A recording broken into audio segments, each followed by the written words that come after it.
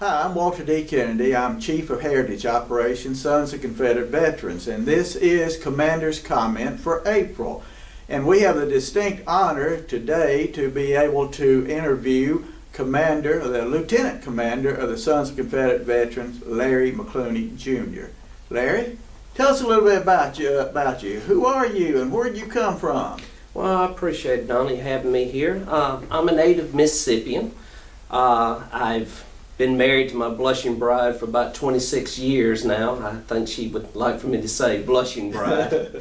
I'm a college and high school instructor. I've been teaching for about 26 years. Both my degrees are in history from Mississippi State University. Right. And I've been a member of the Sons of Confederate Veterans for 25 years. Wow. Well, that's very impressive.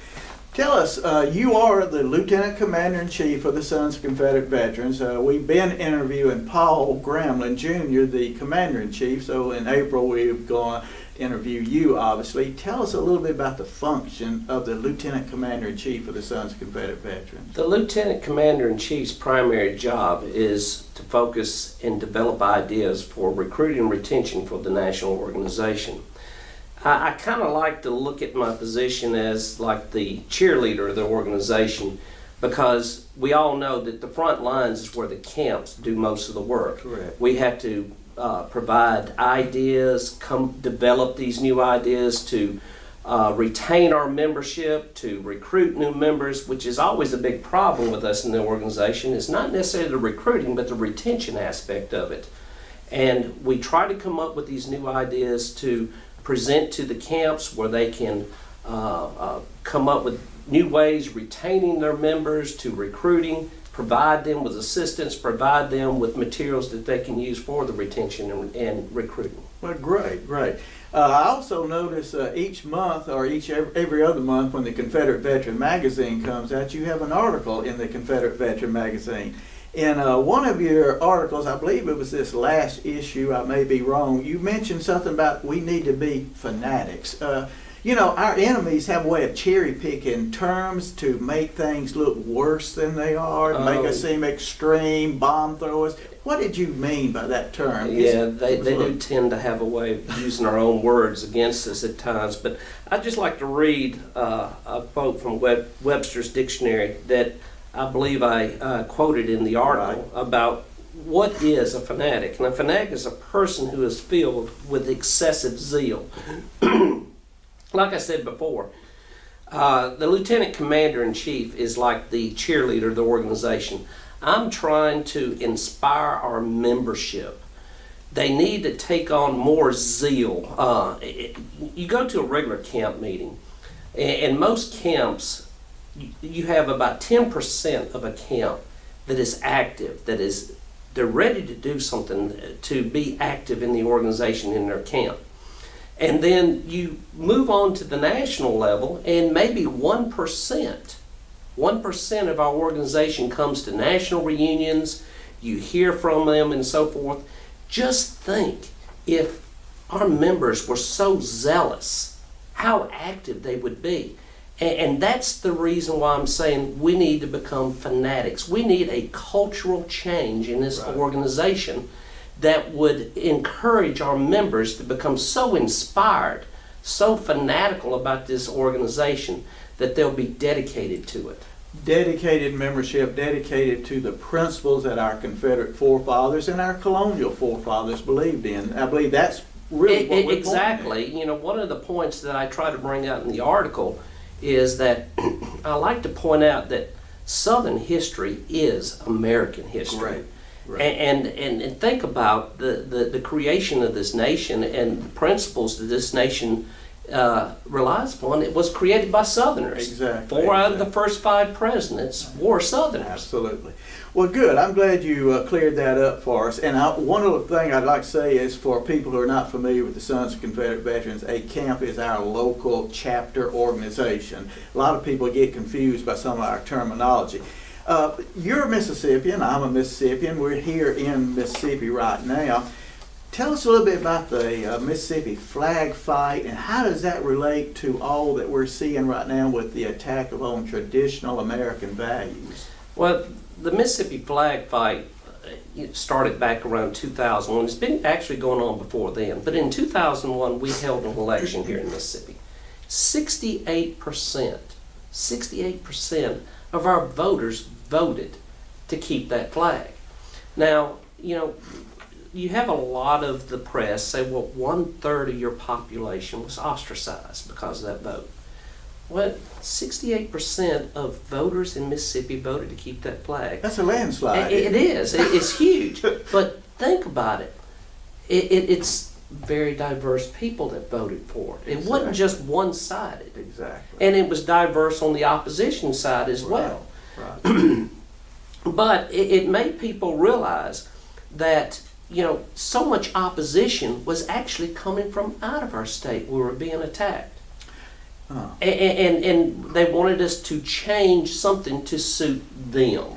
The quickest way to make a Southerner mad is have some outside personality come in and say, you ought to do it the way we do it up here. Yeah, and go back to what, some of our ancestors said.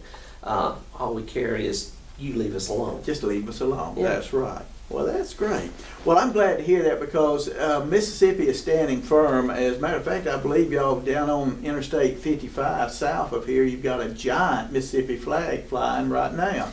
So that's really great. I'm glad to see things like that. Yeah, that flag is just great to see when you first come across the state line and you see that Mississippi flag flying. Lets you know you're back home in Mississippi. Thank you, sir. I appreciate that. Well, and again, that relates to the ongoing attacks that we and the Sons of Confederate Veterans are having to deal with daily with the attacks upon traditional American values.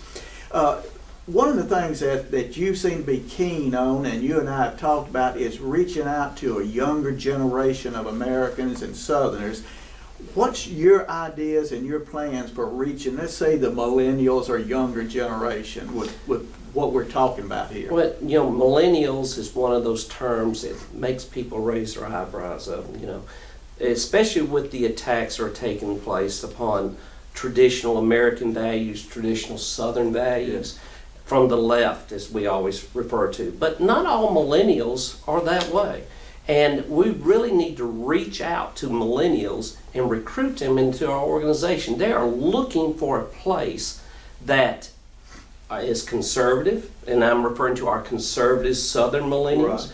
They're looking for a place that they can call an organization they can belong to.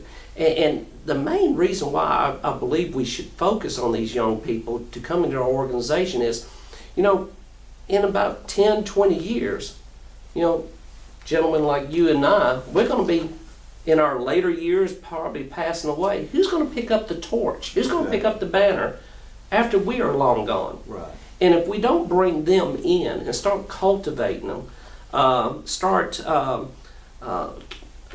nurturing them, is a better way, who's going to be the future leaders of this organization?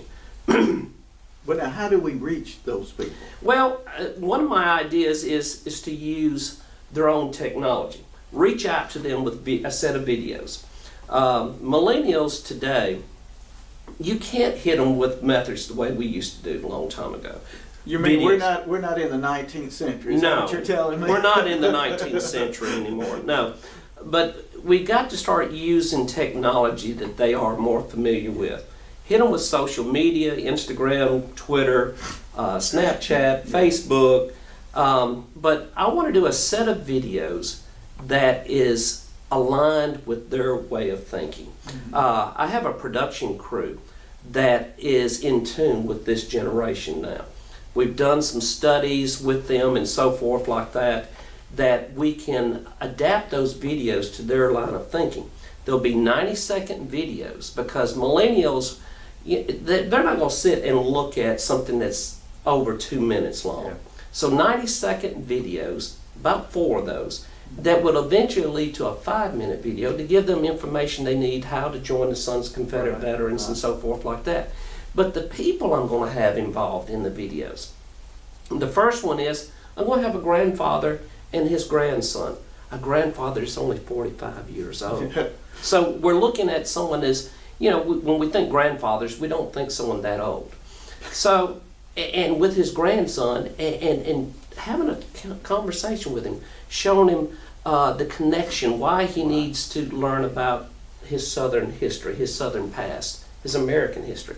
The second video will be a millennial itself. He will talk like he's carrying on a conversation with his generation, why he joined the Sons of Confederate Veterans. Right. The third one is going to show the diversity of our organization.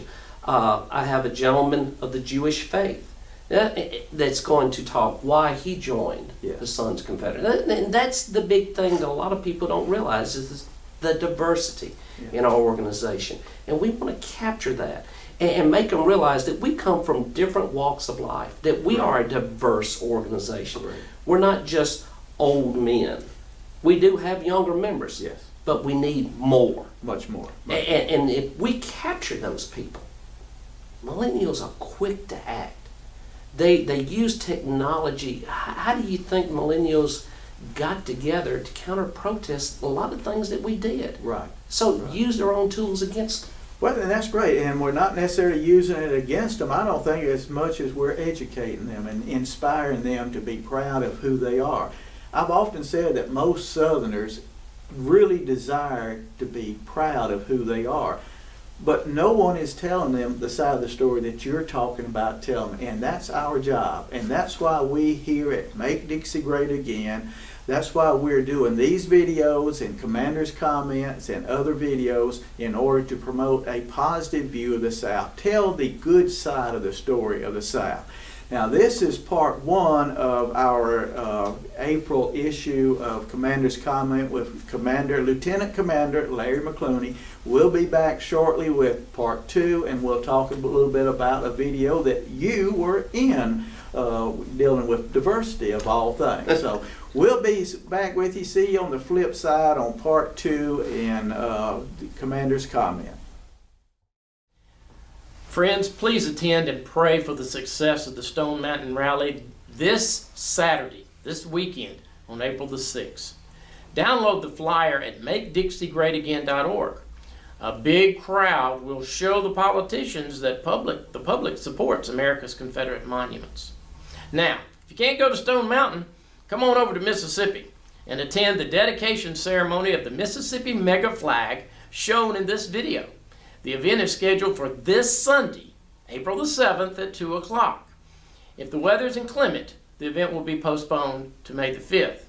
But for updates, visit the Facebook page of Mississippians to Keep the Flag of 1894 or call the phone number appearing on your screen. Wherever you are across the country, if you're involved with a public event of national interest, such as sponsoring a mega flag project, send an email to us through MakeDixieGreatAgain.org. We might be able to talk about it in our videos or find other ways to help. Today, ladies and gentlemen, we heard Walter Kennedy and Larry McClooney discuss the need to recruit and retain new SCV members. Mr. McClooney outlined plans for 90-second video ads designed to capture the attention of membership prospects. When those videos are available, the SCV's national headquarters could deploy them in select markets around the country. But it would still be the responsibility of local divisions, brigades, and SCV camps to deploy them in their own local markets. The videos will be available at MakeDixieGreatAgain.org. They would be yet another tool for you to use in the Southern Victory Campaign. But like all other tools available to you at Make Dixie Great Again, they cannot bear fruit until local SCV and Confederate Legion members and pro-South organizations put them to work at the local level. If you or your organization wants help deploying any campaign tools, or if you want help designing a comprehensive marketing plan, visit the Local Support tab section at MakeDixieGreatAgain.org. Now it's April, and April is Confederate Heritage Month in many states, so look for events to attend and celebrate and be proud of Dixie. See you in part two of this April 2019 edition of Commander's Comments. Until then, I'm S. Ross Aldridge, Dio Vindice.